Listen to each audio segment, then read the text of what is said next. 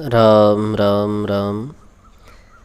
श्री परीक्षित जी महाराज के जन्म की कथा। चंद्रवंश में दुष्यंत के वीर से और तापस कन्या शकुंतला के गर्भ से महान प्रतापशाली महाराज भरत का जन्म हुआ। ऋषियों, इस समय आप अपनी उत्सुकता को रोकें। मैं इन सब चंद्रवंशी सूर्यवंशी प्रसिद्ध राजाओं के चरित्र को प्रसंगानुसार आगे कहूँगा। इस समय तो केवल महाराज परीक्षित के पूर्वज होने के नाते इनका नामोल्लेख मात्र ही करता हूँ। हाँ, तो ये महाराज बड़े महाप्रतापशाली हुए। गंगा यमुना के मध्य में इन्होंने सैकड़ों बड़े बड़े अश्वमेध यज्ञ किए। 10 दिशाओं में इनका प्रबल पराक्रम प्रसिद्ध था। इन्हीं के नाम से इनका वंश भरत वंश कहलाया। इसी भरत वंश में एक महाराज हस्ती हुए, जिन्होंने हस्तिनापुर नगर को गंगा के दक्षिण तट पर बसाया। इसी हस्तिनापुर में भरत वंश के महाराज प्रतीप हुए। वे राजर्षि इतने सुंदर थे कि स्वयं भगवती गंगा ने साकार रूप धारण करके इनसे पानी ग्रहण की याचना की। महाराज ने श्री गंगा जी को अपने संतनु की पत्नी बनाना स्वीकार किया। भगवती भागीरथी ने इस प्रतिज्ञा के सहित संतनु की पत्नी बनना स्वीकार किया कि वे मेरे किसी कार्य में हस्तक्षेप न करें। जिस दिन वे मेरे कार्य में हस्तक्षेप करेंगे उसी समय मैं अंतर्ध्यान हो जाऊंगे। महाराज संतनु ने इसे स्वीकार किया और गंगा जी के साथ उनका विवाह हो गया। कुछ शाप से शापित हुए देवता गंगा जी के गर्भ से उत्पन्न हुए। गंगा जी उन्हें उत्पन्न होते ही अपने जल में फेंक देती और वे शाप मुक्त होकर स्वर्ग चले जाते। महाराज संतनु को इससे बड़ा क्लेश होता। वे देव के रहस्य को तो समझते नहीं थे। इस प्रकार ब्रह्मा जी ने गंगा जी ने 7 पुत्रों को फेंक दिया। 8वां पुत्र जब हुआ तो राजा को बड़ा दुख हुआ और वो बोले, देवी तुम कौन हो जो ऐसा नृशंस और क्रूर कार्य करती हो? मेरे वंश को नष्ट ही कर दोगी क्या? बस इतना कहना था कि गंगा जी हंसी और मन ही मन सोचने लगीं, इसी के जन्म के लिए तो मैं आई, मेरा कार्य समाप्त हो गया। वह राजा से बोली, राजन हमारी आपकी प्रतिज्ञा भंग हुई, अब मैं चली। इतना कहकर गंगा जी वहीं अंतर्ध्यान हो गईं और अपने जल रूप में विलीन हो गईं। उन गंगा के पुत्र गांगेय का नाम देवव्रत हुआ। वे बड़े पराक्रमी सूरवीर और सर्वगुण संपन्न थे। एक दिन महाराज संतनु मृगया के निमित्त गंगा किनारे गए। वहाँ उन्होंने अपनी आभा से 10 दिशाओं को अवलोकित करने वाली परम रूपवती दासराज की कन्या सत्यवती को देखा। उसका रूप लावण्य संसार में अप्रतिम था। उसके अंग से दिव्य गंध निकल रही थी। राजा उसके रूप पर मोहित हुए और उन्होंने उसके पिता से अपने लिए उसकी याचना की। निषाद राज इस प्रस्ताव को सुनकर परम प्रसन्न हुआ। उसने कहा, राजन यह भी एक राजर्षि के वीर से उत्पन्न एक कुलीन बालिका है। मैं तो इसका पोषक पिता हूँ। इसका विवाह तो मुझे करना ही है और आपसे योग बर संसार में मिलेगा कहाँ। किंतु मैं चाहता हूँ कि इसके गर्भ से जो बालक हो वही आपके राज्य का उत्तराधिकारी बने। राजा उदास हो गए। वे अपने सर्वगुण संपन्न आज्ञाकारी युवा पुत्र गांगेय को, जो ज्येष्ठ श्रेष्ठ होने से राज्य के सर्वथा अधिकारी थे, उन्हें छोड़कर दूसरी छोटी पत्नी के पुत्र को राज्याधिकारी कैसे बना सकते थे। वे निराश होकर के लौट आए। मंत्रियों से अपने पिता की इच्छा समझकर गांगेय गंगा तट पर निषाद राज के समीप गए। उन्होंने जाकर उससे कहा कि तुम जैसा कहते हो वैसा ही होगा। मेरे पिता के साथ इन देवी का विवाह कर दो। देवव्रत के पराक्रम से भयभीत किंतु लोभी निषाद बोला, आप तो धर्मात्मा हैं, आप अपनी प्रतिज्ञा पूरी करेंगे ही, किंतु आपके पुत्रों ने मेरी पुत्री के पुत्रों से राज्य छीन लिया तब क्या होगा? तब अपने पिता की प्रसन्नता के लिए देवव्रत ने भीष्म प्रतिज्ञा की, अच्छी बात है, मैं विवाह ही नहीं करूँगा, जिससे तुम्हें कोई शंका ही न हो। उनकी इस भीषण प्रतिज्ञा पर स्वर्गीय देवताओं ने पुष्प वृष्टि की। शंतनु का सत्यवती के साथ विवाह हो गया। उसके गर्भ से चित्रांगद तथा विचित्रवीर ये 2 पुत्र हुए।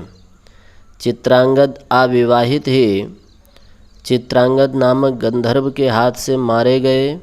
विचित्रवीर का विवाह काशीराज की अम्बा तथा अम्बालिका नामक 2 पुत्रियों के साथ हो गया।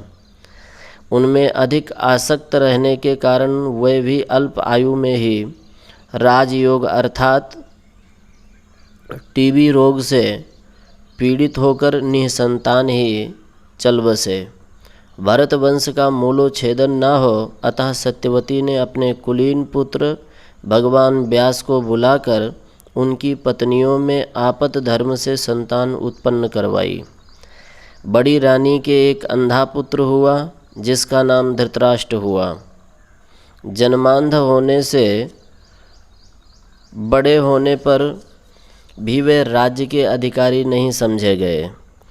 छोटी से परम प्रतापी महाराज पांडु हुए। दासी से परम नेतज्ञ विदुर जी का जन्म हुआ। पांडु का विवाह कुंती और माद्री के साथ हुआ। एक मृग रूप ऋषि के शाप से महाराज पांडु संतान उत्पन्न करने में असमर्थ हुए। त्रिकालज्ञ ऋषि दुर्वासा ने यही समझकर और कुंती के गुणों से संतुष्ट होकर उन्हें देवता को बुलाने की विद्या प्रदान की।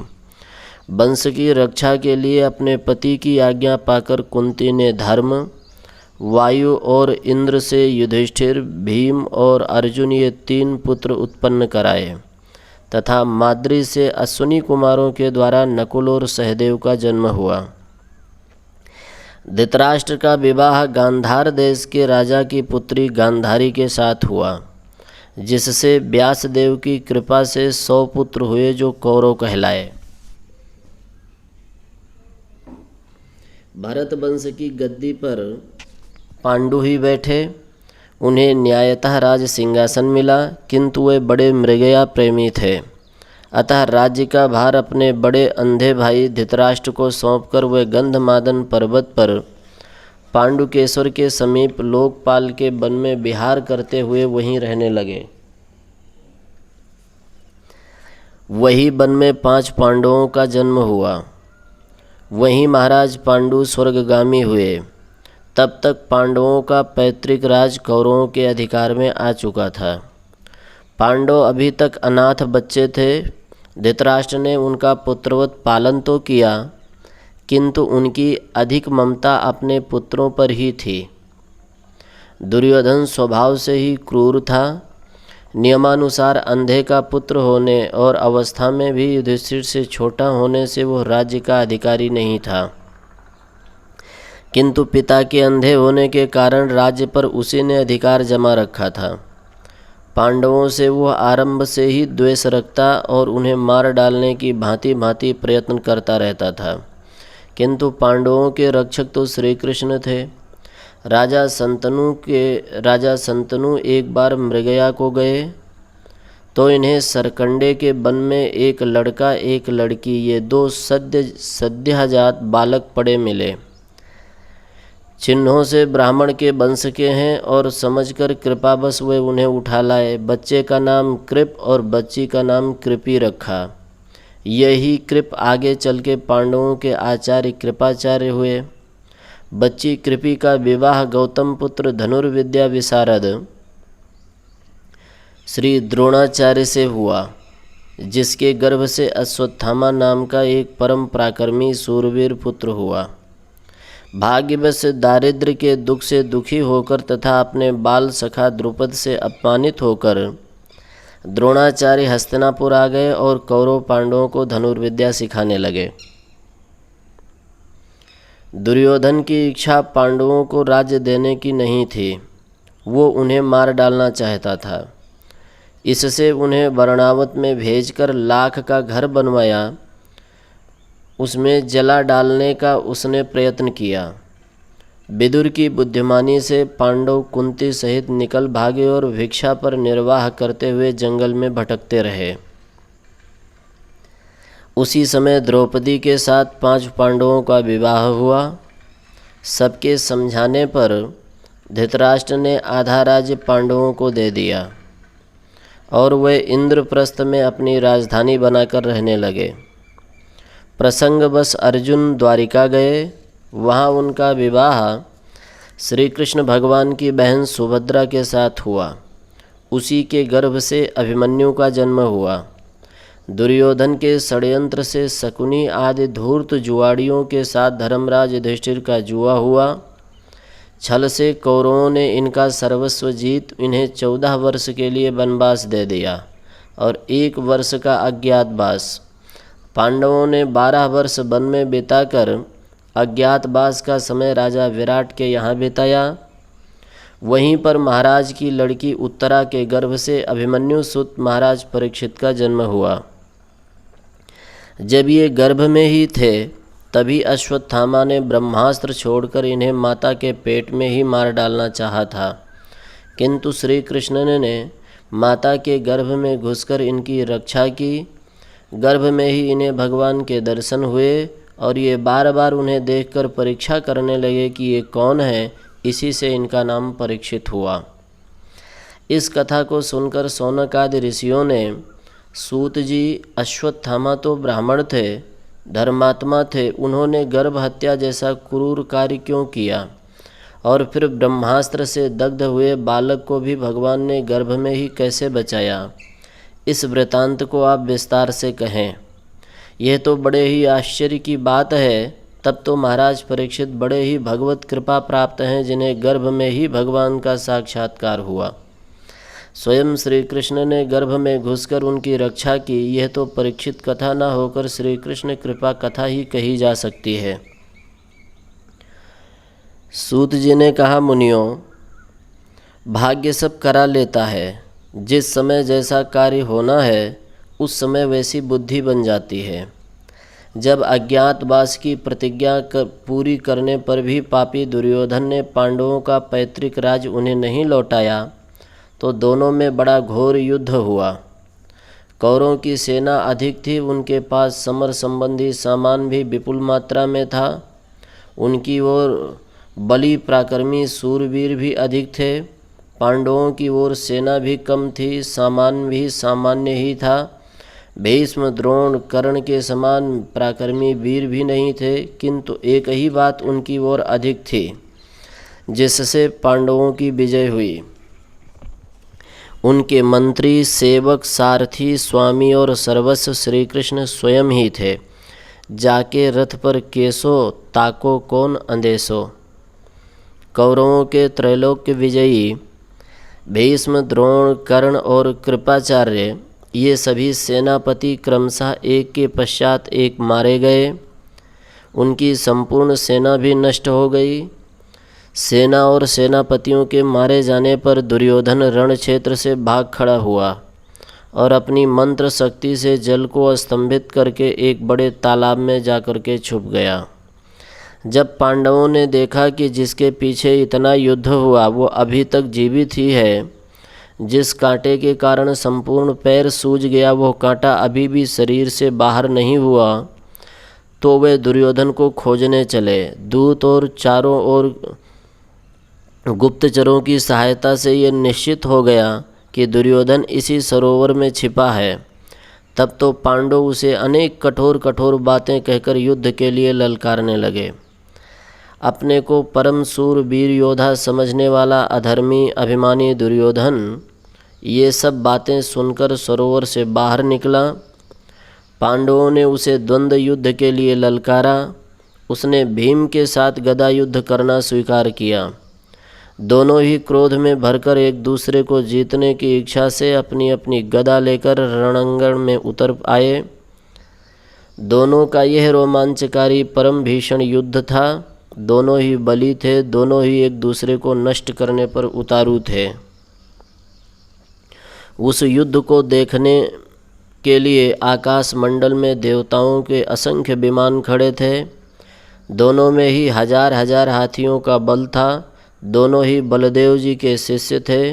वे परस्पर में दो मतवाले हाथियों के समान भिड़ गए। उन्मत्त दो सांड जैसे अपने सींगों से लड़ते हैं, वैसे ही दोनों गदाओं से एक दूसरे पर प्रहार करने लगे। दो सिंह जैसे युद्ध में उछलकर परस्पर प्रहार करते हैं, वैसे ही दोनों लड़े। दोनों का बल समान था। बल में भीम चाहे अधिक भले ही हों, किंतु युद्ध कौशल में दुर्योधन बढ़ चढ़कर था। उसने बलदेव जी की श्रद्धा सहित सेवा करके गदा विद्या प्राप्त की थी। धर्म युद्ध में भीमसेन उसे कभी नहीं हरा सकते थे। गदा युद्ध के नियम के विरुद्ध भीमसेन ने उसकी दोनों जांघों को तोड़ दिया। गदा युद्ध में कटी से नीचे प्रहार करना निषेध है, किंतु श्री कृष्ण का जिस कार्य में संकेत हो वो विधि निषेध से परे हो जाता है।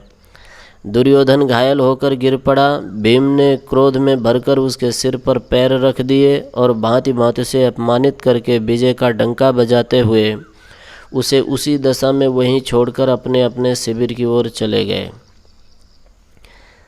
यह क्षत्रिय धर्म कितना क्रूर है। भाई भाई को पशु की तरह मार डालता है। पैतृक मोह ममता को त्याग कर ये कैसा नृशंस व्यवहार करते हैं। एक दूसरे के रक्त के प्यासे बन जाते हैं। विधि की कैसी विडंबना है। धर्म की कैसी सूक्ष्म गति है।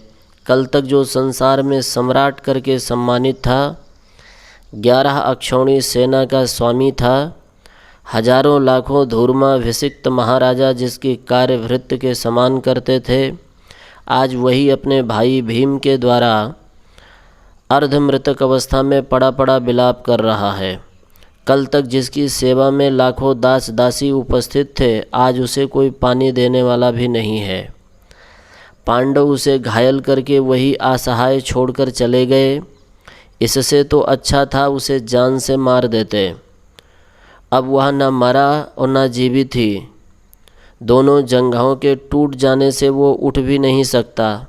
बिना जल के जैसे मछली तड़पती है, उसी तरह वो जांघों की पीड़ा से तड़प रहा था। गला सूख गया था। कोई पानी देने वाला भी पास नहीं था। पांडवों ने इतना भी नहीं किया कि उसकी रक्षा का कुछ प्रबंध कर जाते। पाप का परिणाम तो भोगना ही पड़ता है। उस समय दुर्योधन की दशा अत्यंत दयनीय थी। युद्ध के मृतक वीरों के रक्त मांस के लोभी कंक गीध सियार चारों ओर दौड़ रहे थे। दुर्योधन को भी वह मृतक सौ ही समझते। कभी कोई गीध आता तो टूटी जांघ से मांस नोचकर भाग जाता। कभी कोई सियार आता। हजारों लाखों गिद्ध कौवे सियार गीदड़ वहाँ दौड़ रहे थे। बड़े बड़े लाल लाल चोंच के गीधों ने उसे घेर रखा था, किंतु गदा घुमा घुमा कर उनसे अपनी रक्षा कर रहा था दुर्योधन। किंतु कब तक घुमाता। एक तो युद्ध से थका था, दूसरे दोनों जांघों से निरंतर रक्त के स्रोत बहकर पृथ्वी को रक्त रंजित बना रहे थे। उनमें पीड़ा भी असह्य होती थी। जब घुमाते घुमाते थक जाता, तभी कंक गीध आकर उसे जीवित शरीर से मांस नोच ले जाते और भाग जाते। जांघों के टूट जाने से वह उनका पीछा भी नहीं कर सकता था। दुर्योधन ने बड़े करुण स्वर में पुकारा, हाय आज मेरी यह दशा हो गई। मेरी सेना में यदि कोई बचा हो तो वो आकर मेरी यह दशा देखे। कोई मेरी इस बात को सुनता हो तो वो मेरे सैनिक सेवकों से जाकर यह सब समाचार जाकर कह दे। इधर उधर वन में घूमने वाले सेवकों ने यह बात जाकर दुर्योधन के सैनिकों को कही। उसकी सेना में द्रोणाचार्य के पुत्र अश्वत्थामा, कृपाचार्य और कृतवर्मा ये 3 प्रधान बचे थे। कुछ सेना शेष भी थी। जब सबने यह समाचार सुना तो कृपाचार्य को आगे करके सब दुर्योधन के समीप गए। उसकी ऐसी दशा देखकर सभी रो पड़े। सभी दुर्योधन के लिए विलाप करने लगे। मनुष्य कितना आशावादी है। सचमुच मनुष्य आशा के ही सहारे जीता है। यदि जीवन में आशा सहचरी ना हो तो कोई एक क्षण भी जीवित नहीं रहे। कोई किसी आशा से अपने को बचाए हुए है। संसार का अस्तित्व आशा के ही ऊपर अवलंबित है। जिन परशुराम ने एक बार नहीं, 2 बार नहीं, 21 बार समस्त पृथ्वी को निक्षत्रिय बना दिया, सहस्रा अर्जुन जैसे हजार हजार हाथ वाले महान पराक्रमी वीर को बाहुओं का, जिन्होंने गूलर के फलों की तरह फरसे से काट काट कर फेंक दिया, उन्हीं परशुराम को युद्ध में परास्त करने वाले भीष्म मर गए। परशुराम के सभी अस्त्र शस्त्रों को धारण करने वाले विश्वविख्यात धनुर्विद्या के मूर्तिमान रूप द्रोण चल बसे। प्रबल पराक्रमी कर्ण मृत्यु के मुख में विलीन हो गए। सूरवीरों में शिरोमणि शल्य समर में मरकर स्वर्गगामी हुए। स्वयं दुर्योधन भी गदा युद्ध में परास्त होकर मृत प्राय बना हुआ है। कंक गीध जीवित अवस्था में ही उसके मांस को उसकी आंखों के सामने नोच ले जा रहे हैं। पक्षियों तक से जो अपनी रक्षा करने में असमर्थ है, इतने पर भी अभी उसे विजय की आशा बनी हुई है। अरे हे आसे, तुम सबको जीवन धारण कराने वाली हो देवी, तुम्हारे ही पीछे जग में व्यापार है। जब तक श्वासा तब तक आशा, यह लोकोक्ति सत्य ही है। अपने पक्ष के वीरों के आने पर उसने दुर्योधन ने मंत्रणा की। उसने फिर युद्ध करना स्थिर किया। शल्य के मरने के पश्चात अश्वत्थामा को उसने उसी दशा में सेनापति बनाया। आचार्य कृप ने उसकी कंक गीधों से भरे स्थान में अश्वत्थामा को सेनापति पद पर अभिषेक किया। अश्वत्थामा अपने पिता को छल से मार देने के कारण पांडवों पर अत्यंत कुपित था। उसने दुर्योधन के सामने पांडवों के वंश का मूलोच्छेदन करने की प्रतिज्ञा की और वह पाप बुद्धि रखकर पांडवों के नाश के लिए उद्यत हुआ। द्रोणाचार्य के पुत्र अश्वत्थामा ने ये सोचा कि जैसे भी हो अपने स्वामी का हित करना चाहिए। यही सब सोचकर उसने शिविर में सोए हुए द्रौपदी के 5 पुत्रों के सिर काट लिए। जब उसने यह समाचार दुर्योधन को सुनाया तो उसने इसके इस कार्य की प्रशंसा नहीं की, क्योंकि निंदित कार्य की सर्वत्र ही निंदा होती है। प्रतिहिंसा में मनुष्य अपना सब विवेक खो बैठता है। जिसने हमारे विरुद्ध व्यवहार किया है या हमारा कोई अपकार किया है, तब फिर हृदय में क्रूरता आ जाती है। क्रूरता बड़ी निर्दयी होती है। वह आते ही धर्म से कहती है, अब इस ध्यान को तुम खाली करो, यहाँ तो मैं ही रहूँगी। सीधे साधे सरल चित्त धर्म स्त्री से लड़ाई झगड़ा करना उचित न समझकर वहाँ से चले जाते हैं और क्रूरता वहाँ पर पैर फैलाकर बैठ जाती है। पुरुष उसके बस में हो जाता है और फिर उसके लिए उचित अनुचित का भेद नहीं रह जाता। मेरे विपक्षी का जिस प्रकार भी नाश हो वही उचित है, ऐसी उसकी दृढ़ धारणा हो जाती है। जब कौरव पांडव युद्ध में कौरवों की हार हो गई और पांडवों की विजय हुई, तब पांडवों की ओर तो धृष्टद्युम्न, शिखंडी तथा और भी बहुत से सूरवीर तथा सैनिक शेष रह गए थे, किंतु कौरवों की ओर कृपाचार्य, कृतवर्मा और अश्वत्थामा ये 3 ही बाकी थे। जब दुर्योधन की अनुमति से कृपाचार्य ने इतने पर भी अश्वत्थामा को सेनापति बनाकर पांडवों के नाश के लिए भेजा, तो उत्साह में भरकर महावीर अश्वत्थामा अपने दोनों सारथियों के साथ पांडव शिविर की ओर चला। रात्रि हो आई थी। वे जाकर एक घने बटवृक्ष के नीचे बैठे। उस समय अश्वत्थामा ने देखा कि सोते हुए कौवों को एक उल्लू मार मार कर नीचे फेंक रहा है। अश्वत्थामा के हृदय में प्रतिहिंसा की बहन क्रूरता आकर बैठ गई थी। उसने भी यही निश्चय किया कि मैं भी पांडव पक्ष के बचे हुए वीरों का इसी प्रकार सोते हुए ही संहार करूँगा। उसने अपना ये अभिप्राय कृपाचार्य और कृतवर्मा के प्रति प्रकट किया। उन्होंने धर्म का मर्म बताकर बहुत प्रकार से समझाया और ऐसा कार्य करने की सम्मति नहीं दी, किंतु उसके हृदय में तो प्रतिहिंसा की ज्वाला जल रही थी, वो तो चल दिया। जब उन दोनों ने देखा कि वह मानने को नहीं तैयार है, इसने यह क्रूर कर्म करने का निश्चय कर ही लिया है, तब हम भी इसका साथ दें। कैसा भी हो, राजा ने इसे सेनापति के पद पर प्रतिष्ठित किया है। इसकी उचित अनुचित सभी आज्ञाओं का पालन हमें करना चाहिए। ये सोचकर कृतवर्मा कृपाचार्य उसके पीछे पीछे चल दिए। अश्वत्थामा ने देखा पांडवों पक्षीय सभी वीर विजय के उल्लास में निश्चिंत हुए गाढ़ निद्रा में सुखपूर्वक सो रहे हैं। तब उसे बड़ी प्रसन्नता हुई, किंतु उसने देखा कि शूलपाणी शिव शिविर के द्वार पर उपस्थित हुए उन सबकी रक्षा कर रहे हैं। सर्वांतर्यामी श्री कृष्ण से तो कुछ छिपा ही नहीं था, वे सब जानते थे। इसलिए उस दिन पांडव को वहाँ से लेकर कहीं दूर चले गए। अश्वत्थामा ने स्तुति करके आशुतोष को प्रसन्न किया और वरदान में भीतर जाने की आज्ञा मांगी। भोलेनाथ ही तो ठहरे, कह दिया अच्छी बात, चले जाओ। बस फिर क्या था, अश्वत्थामा ने सभी सोए हुए सैनिकों, सेनापतियों और बड़े बड़े वीरों का पशुओं के भांति संहार करना आरंभ किया। महाराज द्रुपद के पुत्रों को बुरी तरह पशुओं की भांति मार मार कर उसने अपने पिता की मृत्यु का बदला चुकाया। सोते हुए पांडवों के 5 पुत्रों के सिर काटकर और सबको मारकर वह शिविर से बाहर निकला। उसे पांडव पक्षीय बचे हुए समस्त वीरों के वध से बड़ी भारी प्रसन्नता हुई। यह सुखद समाचार आकर उसने कृतवर्मा और अपने मामा कृपाचार्य को सुनाया। अपने विपक्षियों के नाश से सभी प्रसन्न होकर मरणासन्न दुर्योधन के समीप गए।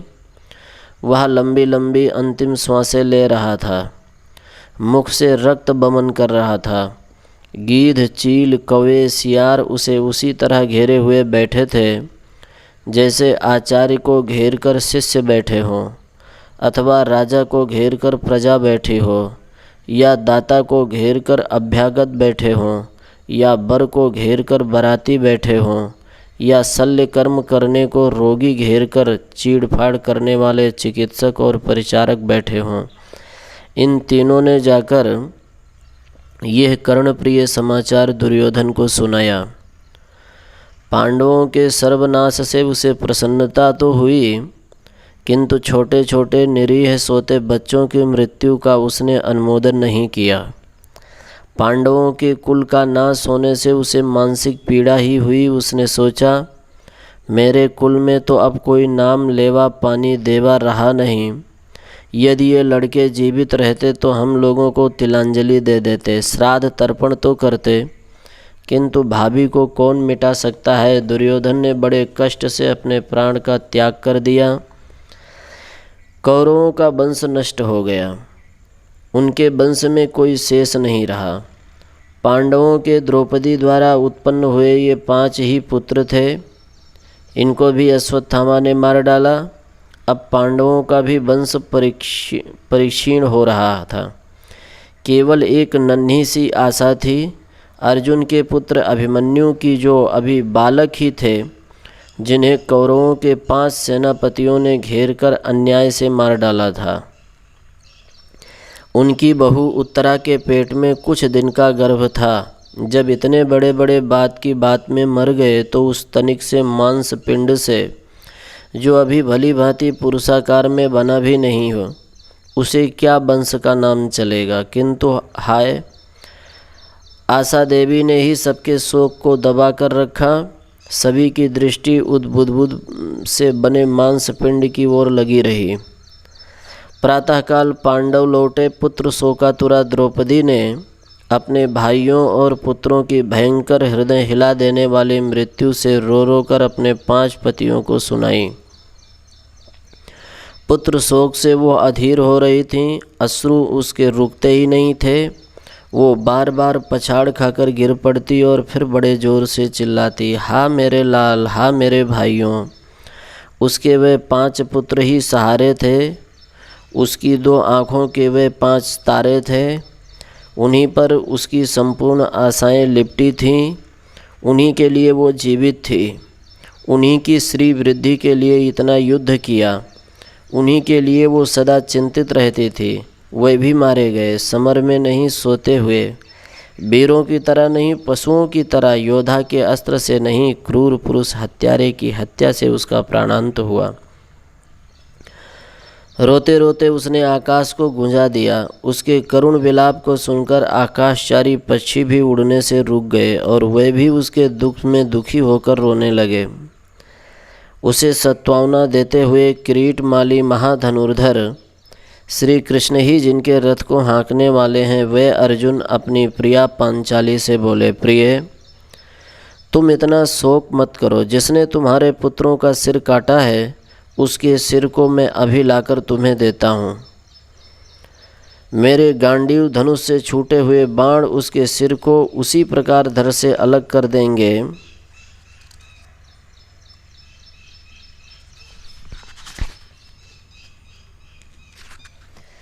जैसे फेंका पत्थर पके फल को पेड़ से पृथक कर देता है। देवी, तुम्हारे संपूर्ण शरीर में शोक व्याप्त हो गया है, तुम्हारी नस नस में दुख लिपट गया है। तुम अभी अपने पुत्रों की मृत्यु का अंतिम स्नान मत करो। तुम इसी प्रकार शोक को शरीर में लिपटाए बैठी रहो। मैं क्षण भर में ही लौट आता हूँ। तुम्हारे सुत के संहार करने वाले शत्रु का सिर लाकर तुम्हें दूंगा। उसी पर बैठकर तुम शोक स्नान करना, इससे तुम्हारे शरीर का सभी शोक धुल जाएगा। तुम उस आतताई बाल हत्या करने वाले निर्दयी के सिर पर अपने शरीर का धोया हुआ जल डालकर उसे नरक से बचा लोगी। इस प्रकार भांति भांति से अपने प्रिय पत्नी द्रौपदी को सत्वावना देकर कपिध्वज अर्जुन ने अपने मित्र, सखा, मंत्री और सारथी श्री कृष्ण से कहा, वासुदेव, मेरा रथ तैयार कीजिए। आज मैं द्रौपदी का प्रिय कार्य करूँगा। शिखंडी ने जैसे आचार्य द्रोण का सिर काट लिया था, उसी प्रकार मैं उनके क्रूर कर्मा निर्दयी सुत के सिर को भी काटकर अपनी प्राण प्रिया के शोक संताप को दूर करूँगा।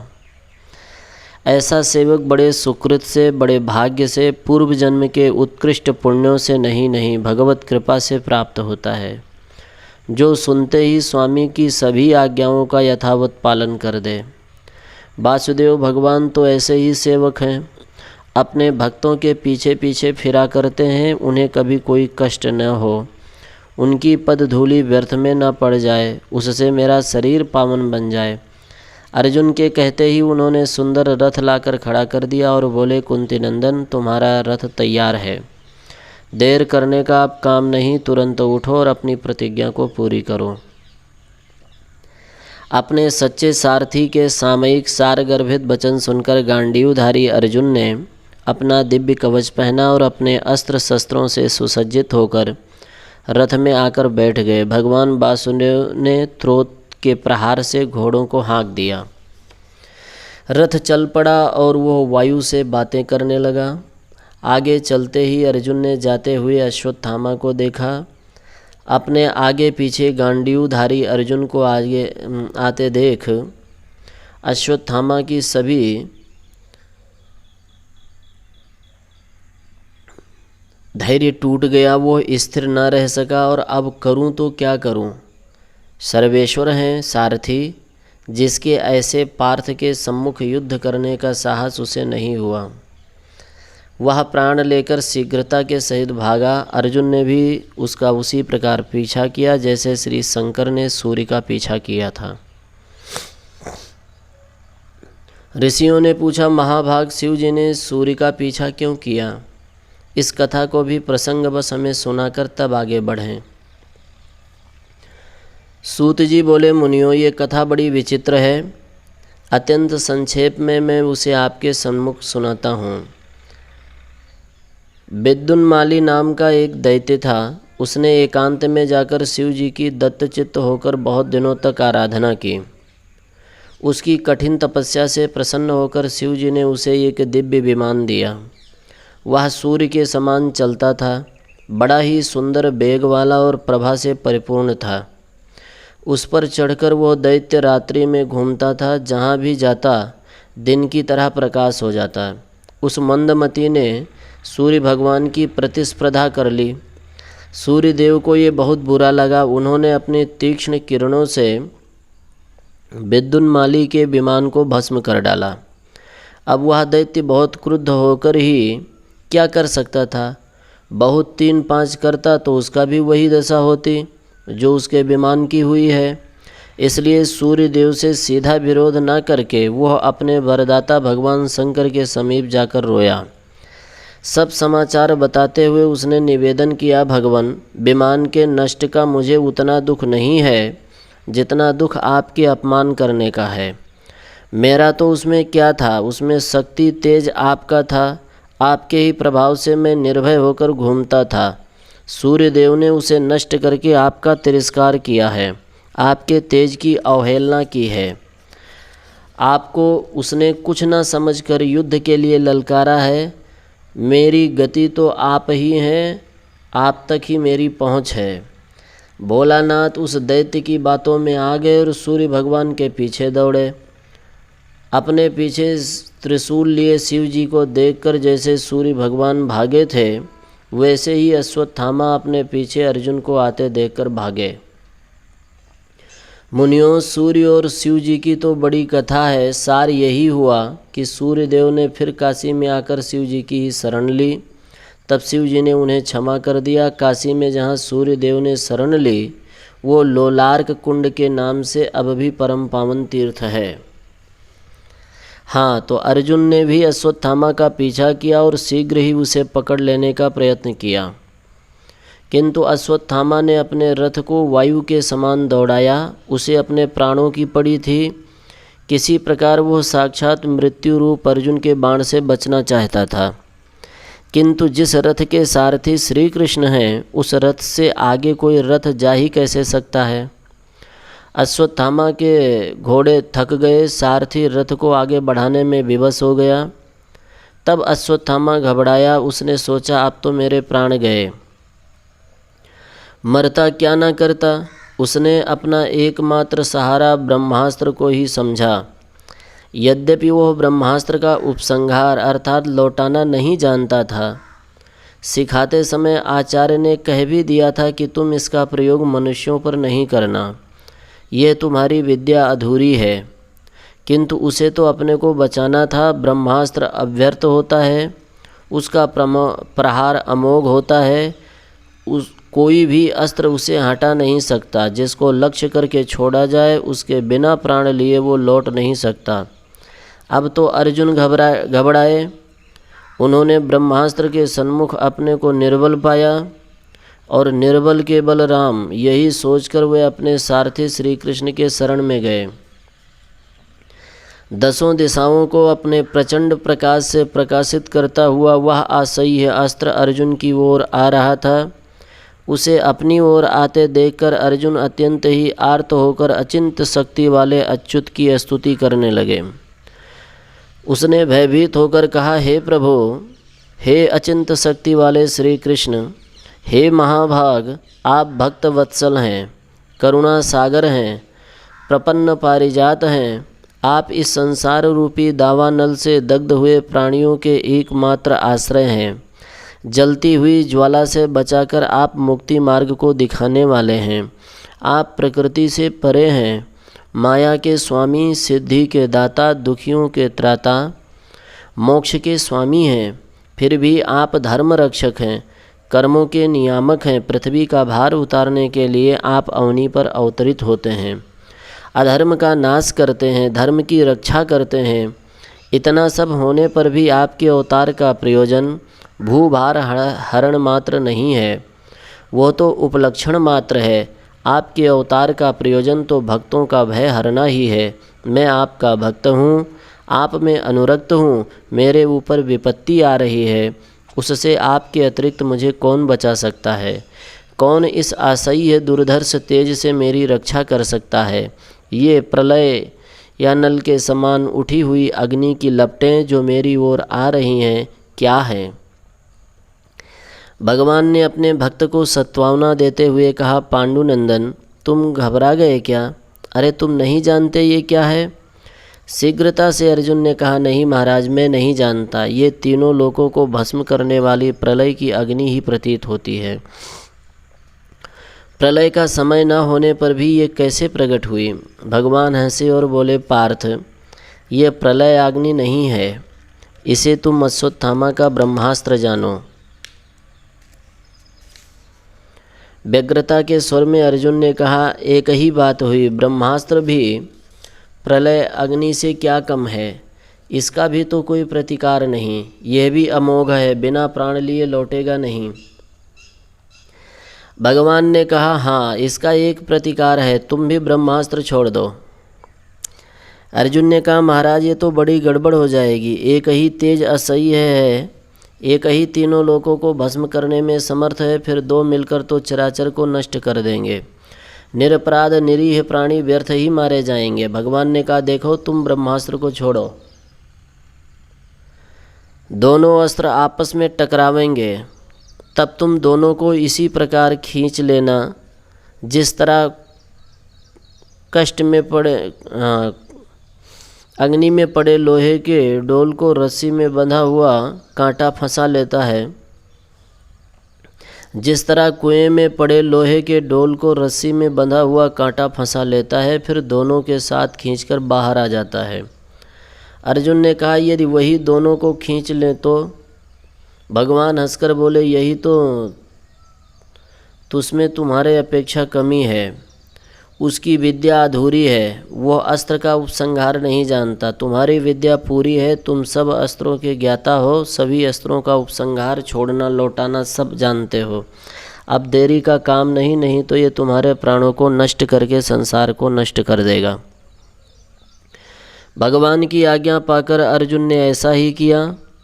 उसने भी विधिवत आचमन करके शीघ्रता के साथ भगवान वासुदेव की परिक्रमा की और मंत्र सहित ब्रह्मास्त्र को रोकने के संकल्प से ब्रह्मास्त्र का ही प्रयोग किया। विष की औषधि विष ही बताई गई है। अर्जुन के अस्त्र से अश्वत्थामा का अस्त्र टकराया। दोनों अस्त्रों के टकराने से बड़ी बड़ी अग्नि की चिंगारियाँ निकलने लगीं। उन दोनों का तेज ऐसा बढ़ने लगा मानो प्रलय की अग्नि बढ़ रही हो, या जगत का नाश करने के लिए सूर्य अपने तीक्ष्ण किरणों से समस्त चराचर जगत को भस्म करने के लिए तप रहा हो। आकाश, पाताल और पृथ्वी पर सर्वत्र हाहाकार मच गया। विमान में घूमने वाले देवता घबराए। सबने समझा संसार को स्वाहा करने के निमित्त यह अग्नि की ज्वालाएं उठी हैं।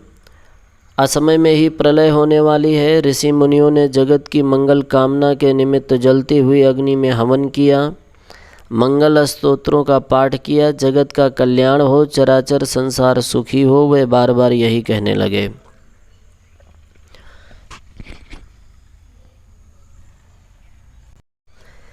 तीनों लोगों को दुखी देखकर भगवान वासुदेव अर्जुन से बोले, हे वीर, अब तुम दोनों अस्त्रों का उपसंहार कर लो, नहीं तो ये संपूर्ण संसार इसकी ज्वाला से स्वाहा हो जाएगा। भगवान की आज्ञा पाकर अर्जुन ने दोनों अस्त्रों को अपने मंत्र बल से उपसंहार कर लिया। दोनों सौम्य रूप से अर्जुन के समीप लौट कर आए। संसार में शांति का साम्राज्य छा गया। सभी जीव सुखी हुए। देवताओं ने अर्जुन के ऊपर पुष्प वृष्टि की, गंधर्व गाने लगे और अप्सराएं आनंद के साथ नृत्य करने लगीं। अपने अस्त्र का व्यर्थ हुआ देखकर इधर अश्वत्थामा घबराया। अब वह किंग कर्तव्य विमूढ़ हो गया। वहीं एक उसके पास अंतिम अवलंब था, वह भी उसकी रक्षा नहीं कर सका। अब तो वह मुट्ठी बांधकर दौड़ा। अर्जुन ने कहा, वासुदेव, मेरा रथ खड़ा कर दीजिए। भगवान ने वैसा ही किया। अर्जुन अत्यंत ही शीघ्र रथ से कूद पड़े। जैसे सिंह हाथी के ऊपर झपटता है, इसी प्रकार बड़े वेग से दौड़कर उन्होंने भागते हुए अश्वत्थामा को पकड़ लिया और क्रोध के साथ बोले, अर्जुन से भी तू बचकर जाना चाहता है क्या? तू यदि पृथ्वी के भीतर छिप जाए तो पृथ्वी फोड़कर तुझे पकड़ सकता हूँ। स्वर्ग में इंद्रासन के नीचे छिप जाए तो वहाँ से तेरी चोटी पकड़कर ला सकता हूँ। दुष्ट, तूने सोते हुए बच्चों को मारा है और फिर मेरे सामने से तू प्राण बचाकर भागना चाहता है। अब अपने किए का फल भोग। ऐसी अनेक बातें कहकर अर्जुन ने उसे पशुओं की तरह रस्सी से बांध लिया और घसीट कर रथ के समीप ले आए। वहां आकर उन्होंने रथ के पीछे दृढ़ रस्सी से उसे कस दिया। इस प्रकार उसे जीता ही बांधकर वे अपने शिविर की ओर चले। राम राम राम।